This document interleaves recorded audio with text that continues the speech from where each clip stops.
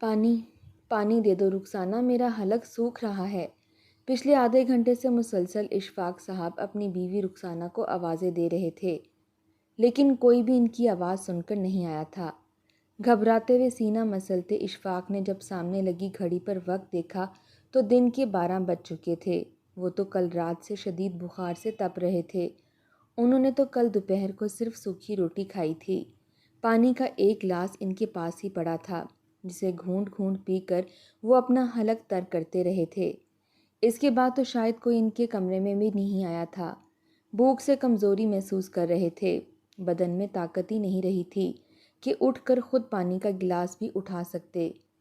دوسرے کمرے میں ایئر کولر آن کر کے سو رہی رخسانہ نے جب بار بار اشفاق صاحب کے کراہنے کی آواز سنی تو آخر کو ہڑبڑا کر اٹھ بیٹھی۔ منہ ہی منہ میں ہڑبڑا کر کہنے لگی، ایک تو پتہ نہیں اس مصیبت سے کب جان چھوٹے گی۔ سکون کی 2 گھڑی لیٹ جاؤ تو اس پر بھی یہ ہر وقت آوازیں کستا رہتا ہے۔ پتہ نہیں کیا چاہتا ہے، نیندیں حرام کر رکھی ہیں، نہ دن کو چین ہے اس کو نہ رات کو۔ جلدی جلدی جوتے پہنتی دوپٹہ کندھے پر پھینکتی ہوئی وہ دوسرے کمرے میں آئی تھی۔ یہاں کا پنکھا بھی خراب تھا اور گرمی اور حبس سے کمرے میں گویا تندور جل رہا تھا۔ جیسے ہی اس کمرے میں رخسانہ داخل ہوئی تو اگلے پل دل پر ہاتھ رکھ لیا، کہنے لگی، ہائے میں مر گئی، کتنی گرمی ہے یہاں۔ ایک تو تمہیں چین نہیں ہے، بتاؤ کیا ہے، کیوں آوازیں دے رہے ہو؟ اتنی گرمی ہے، 2 گھڑی کولر کے آگے آرام کرنے کے لیے لیٹی ہوں، وہ بھی تم مجھے سکون سے لیٹنے نہیں دے رہے۔ سامنے بستر پر ایک لاغر وجود پڑا تھا۔ اشفاق صاحب پسینے سے تر تھے، پورا وجود پسینے سے شرابور تھا۔ گرمی سے ان کی حالت خراب ہو رہی تھی، پیاس اور بھوک کی شدت سے گھبراہٹ ہو رہی تھی، اور کہنے لگے کہ پانی لا دو، پیاس لگی ہے، میں نے کل دوپہر کا کھانا کھایا ہے، اس کے بعد کچھ کھایا ہی نہیں، ساری رات بخار سے تڑپتا رہا ہوں، کیا تمہیں ذرا احساس نہیں ہے میرا؟ خود تم ایئر کولر کے آگے آرام کر رہی ہو اور میں یہاں پر گرمی میں ہوں، کم از کم میرے پاس ٹھنڈا پانی تو رکھ دو۔ یہ سن کر رخسانہ اگلے ہی پل ماتھے پر بل ڈال چکی تھی۔ کہنے لگی کہ ڈاکٹر نے سختی سے منع کیا ہے آپ کو کولر کے آگے نہیں سلانا، ورنہ آپ کے یہ جوڑوں کے درد ہے نا، یہ پھر سے سر اٹھا جائیں گے۔ میرا بیٹا کوئی حرام تو نہیں کماتا جو کما کما کر میں آپ کی بیماریوں پر ہی لگاتی رہوں۔ اتنی بھی طاقت نہیں رہی اب آپ میں کہ اٹھ کر پانی پی سکو۔ میں تو نوکرانی ہوں نا آپ کی، جو جوانی سے لے کر بڑھاپے تک آپ کی فرمائشیں اور خواہشیں پوری کرتی رہوں۔ رخسانہ کچن میں گئی تھی اور برتن پٹکتے ہوئے ایک گلاس میں کولر کی بجائے واش بیسن کے لگے ہوئے نل سے پانی بھرا تھا، اور پھر پانی کو بھرنے کے بعد اس نے کل رات کی بچی ہوئی روٹی نکالی اور لا کر شوہر کے سامنے رکھ دی۔ کہنے لگی کہ لو کھا لو، اور ہاں سب کچھ دے دیا ہے، مجھے سکون سے سونے دو، پھر سے آوازیں مت دینا۔ اتنا کہہ کر ایک مرتبہ پھر رخسانہ ایئر کولر کے آگے لیٹ کر سو چکی تھی، جبکہ اشفاق گہری سانس خارج کر کے رہ گیا۔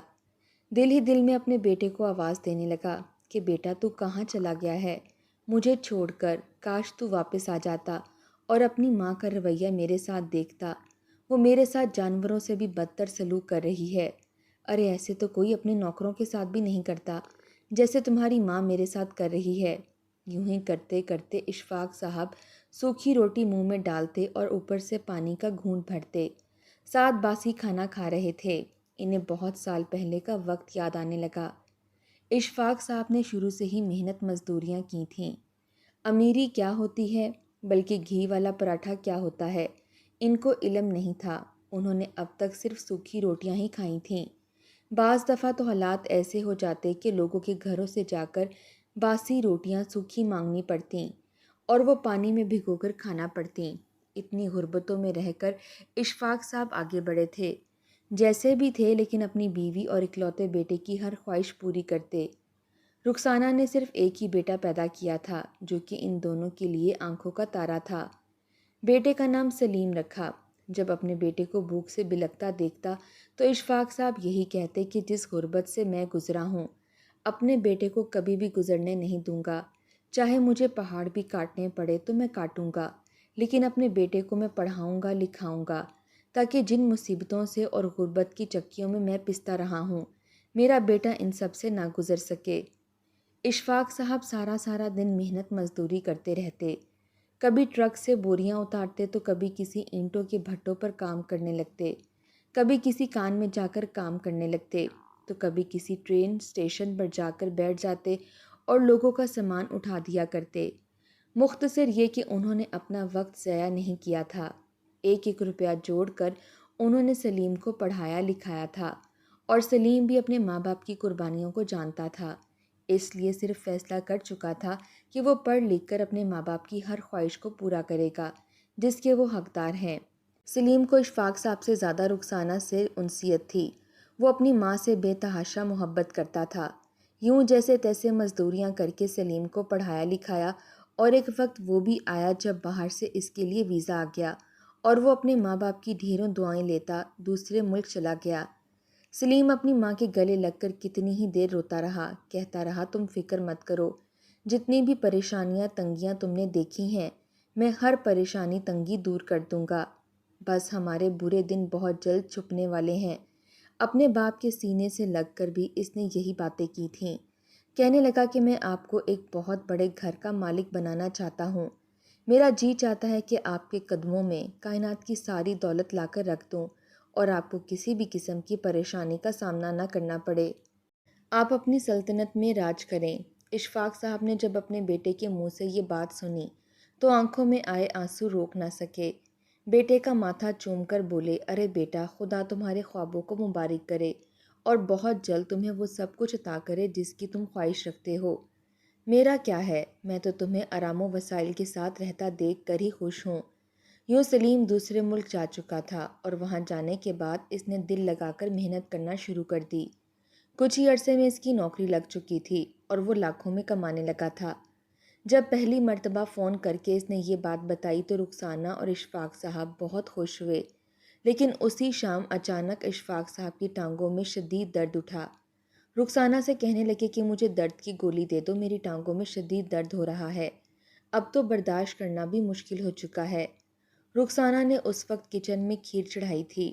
اس نے منت مان رکھی تھی کہ بیٹے کی نوکری لگ گئی اور پہلی تنخواہ آئی تو ان پیسوں سے اللہ کی راہ میں غریب بچے بچیوں کو میٹھا کھلاؤں گی۔ اس نے اشفاق صاحب کو کچھ دیر صبر کرنے کا کہا اور پھر اپنے کاموں میں لگ گئی۔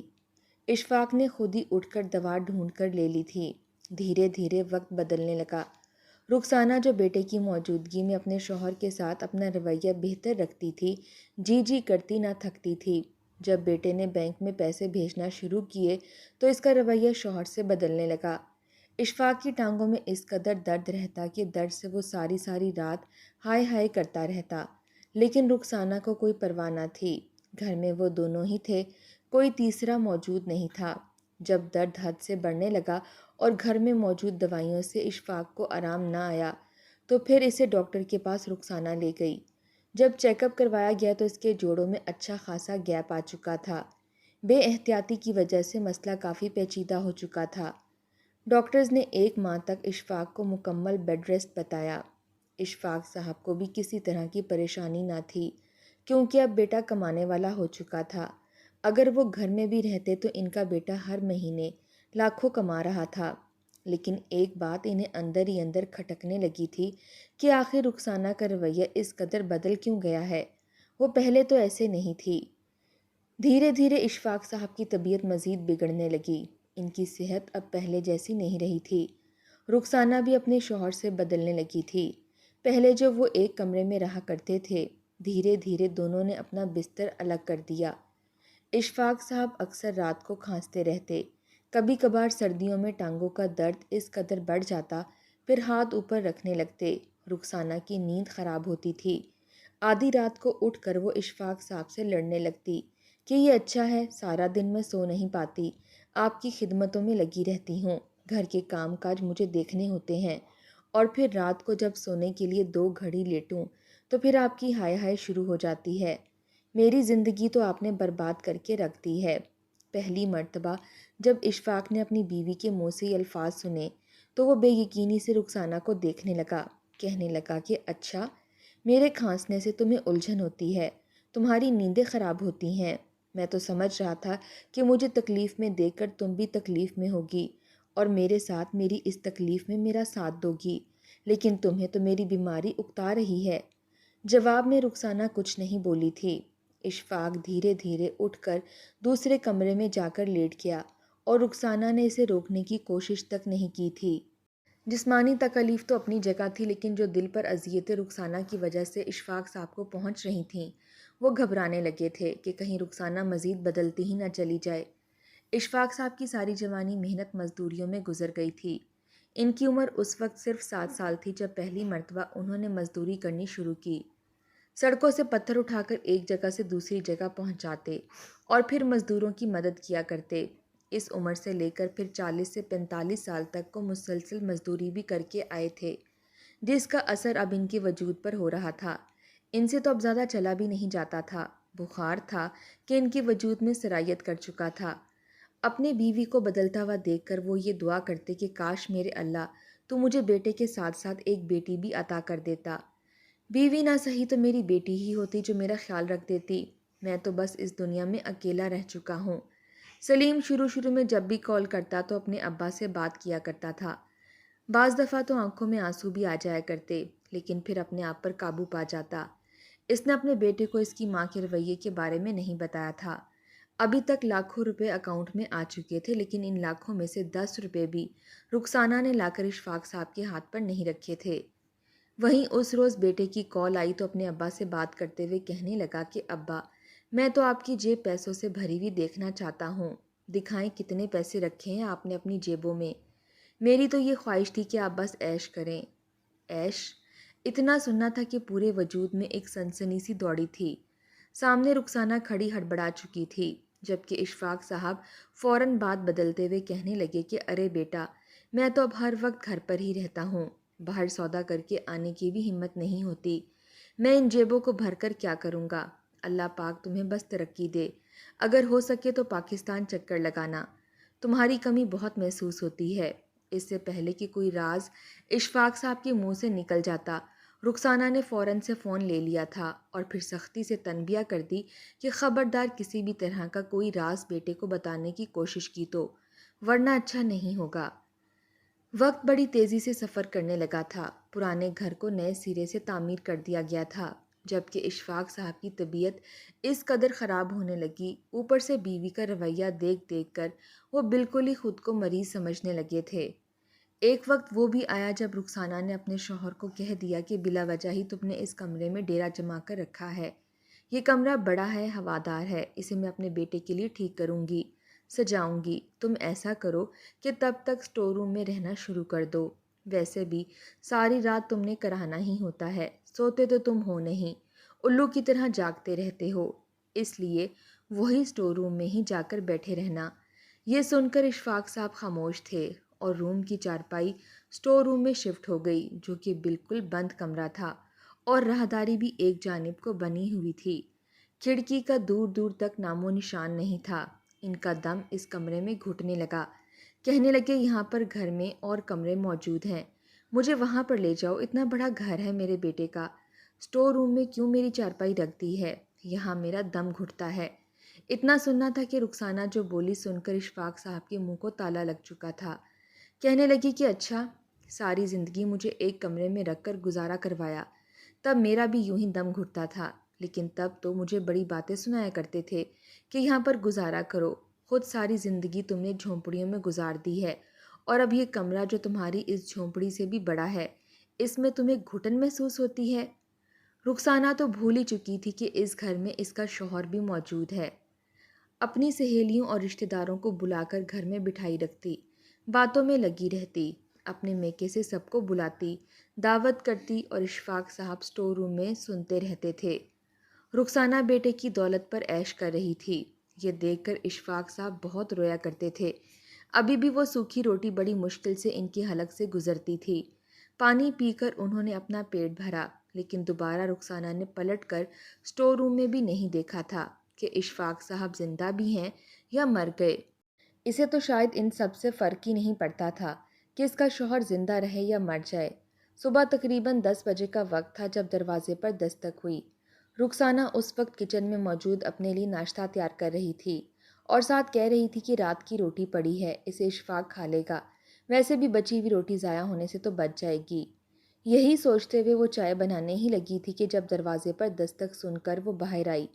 جیسے ہی سوال کیا کہ کون ہے تو سلیم کی آواز سن کر اس کے چہرے پر خوشگوار حیرت آئی تھی۔ جیسے ہی دروازہ کھولا تو سامنے بیٹا کھڑا تھا۔ اتنے سالوں بعد اپنے بیٹے کو اپنے سامنے یوں اچانک دیکھ کر وہ اپنے جذبات پر قابو نہ رکھ سکی اور اپنے بیٹے کے سینے سے لگ کر پھوٹ پھوٹ کر رونے لگی۔ کتنی ہی دیر بیٹے کو سینے سے لگا کر کہتی رہی کہ تم واپس آ گئے بیٹا، مجھے یقین ہی نہیں آ رہا کہ میرا سلیم میرے پاس واپس آ چکا ہے۔ جبکہ سلیم اپنی ماں سے ملنے کے بعد اپنے باپ کو تلاش کرنے لگا تھا۔ اس کے ابا اسے کہیں نظر نہیں آئے تھے، یہاں تک کہ رخسانہ اسے گھر کے اندر لے آئی، لیکن سامنے کمرے میں نہ ہی لاؤنج میں نہ ہی کچن میں کہیں بھی اسے اپنے ابا نظر نہیں آئے تھے۔ اس نے سارا سامان ایک جانب کو رکھا اور اپنی ماں کو کہنے لگا کہ امی ابا کہاں ہیں؟ کیا وہ سو رہے ہیں؟ نظر نہیں آ رہے یا کہیں باہر گئے ہیں؟ اتنا سننا تھا کہ رخسانہ کے چہرے سے مسکراہٹ ہٹی تھی۔ کہنے لگی کہ نہیں وہ تو اسٹور روم میں ہیں۔ یہ سن کر سلیم کہنے لگا کہ اچھا اسٹور روم میں ابھی جا کر انہیں سرپرائز دیتا ہوں۔ وہ سمجھ رہا تھا کہ کسی کام کے تحت ابا اسٹور روم میں گئے ہیں۔ جب اسٹور روم میں جا کر دیکھا تو اس کے حلق سے چیخ نکلی تھی۔ رخسانہ نے تو دوبارہ جا کر اسٹور میں دیکھا بھی نہیں تھا کہ اس کا شوہر زندہ بھی ہے یا نہیں۔ رخسانہ گھبراتے ہوئے اسٹور روم میں گئی تو سامنے بستر گیلا تھا، بدبو پھیلی ہوئی تھی اور اشفاق صاحب بستر پر ہی لیٹے آنکھیں بند کیے ہوئے تھے۔ سلیم ابا کو ہلانے لگا، جگانے لگا، لیکن وہ تو بالکل سخت ہو چکے تھے۔ گھبرا کر کہنے لگا ابا کی چارپائی یہاں کس نے رکھی ہے؟ یہاں کیوں سو رہے ہیں؟ کیا ہوا ہے ان کو؟ ان کے کپڑے خراب ہیں۔ وہ کئی روز سے بستر پر ہی رفع حاجت کر رہے تھے، پھر بھی وہ انہیں اپنے ہاتھوں میں اٹھا کر ٹیکسی میں لے آیا تھا، اس میں بٹھا کر ہسپتال لے جا کر فوری طور پر علاج شروع کر دیا تھا۔ ڈاکٹرز کہنے لگے کہ اگر تھوڑی دیر اور ہوتی تو ان کا بچنا مشکل تھا۔ اپنے باپ کی یہ حالت دیکھ کر اس کے ذہن میں کئی سوالات آ چکے تھے۔ فی الحال تو اپنے باپ کی وجہ سے وہ بے حد پریشان تھا۔ رخسانہ بھی شرمندہ سی تھی، شوہر کے آگے پیچھے ہونے لگی۔ کچھ دیر بعد اشفاق صاحب کو ہوش آ چکا تھا اور بیٹے کو اپنے سامنے دیکھ کر اس کے گلے لگ کر بچوں کی طرح رونے لگا اور بتانے لگا کیسے تمہاری ماں نے ڈائن بن کر میرا کھانا پینا بند کر دیا ہے۔ ارے یہ تو کھانا بھی اپنی مرضی سے دیتی تھی، میری تو اس کی نظر میں کوئی اوقات ہی نہیں رہی۔ یہ سن کر سلیم غصہ ہو چکا تھا۔ فی الحال تو ہسپتال میں وہ کچھ نہ بولا۔ جیسے ہی اشفاق صاحب کی طبیعت کچھ بہتر ہوئی تو اسے لے کر گھر آ کے بیڈ پر لٹایا اور پھر رخسانہ کو بھی وہیں پر بلایا۔ اپنی ماں سے سوال کرنے لگا کہ آپ نے ابا کے ساتھ یہ سب کچھ کیوں کیا؟ ایسا تو کوئی غیروں کے ساتھ بھی نہیں کرتا، آپ دونوں تو میرے ماں باپ ہیں، پھر میرے جانے کے بعد ایسا کیا ہو گیا جو آپ نے اپنا رویہ ابا سے اتنا بدل دیا، یہ جانتے ہوئے بھی کہ یہ آپ کے شوہر ہیں؟ رخسانہ ایک جانب کو کھڑی پہلے تو غصے سے اشفاق کو دیکھتی رہی، لیکن پھر اس کی آنکھوں میں آنسو آ گئے اور رونے لگی۔ رو رو کر کہنے لگی کہ میں کیا کرتی، میں تو بس اس سے بدلہ لے رہی تھی۔ جو کچھ اس نے میرے ساتھ کیا تھا اس کا تو آدھا بھی میں نے ابھی تک اس کے ساتھ نہیں کیا، اور اس کی یہ حالت ہو گئی۔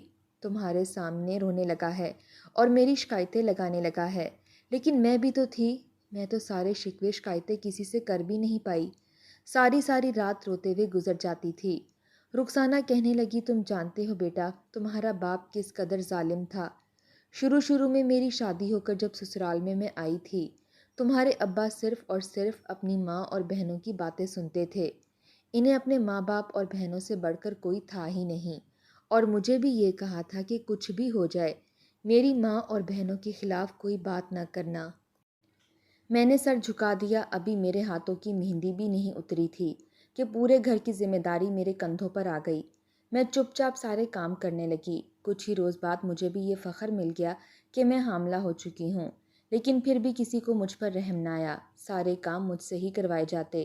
مگر میں شوہر سے کچھ کہتی کہ تمہاری ماں نے مجھے باتیں سنائی ہیں، سارے کام مجھ سے کروائے ہیں، تو یہ مجھے ہی جھٹک دیتا کہ یہ گھر تمہارا ہے، تم نہیں کرو گی تو اور کون کرے گا؟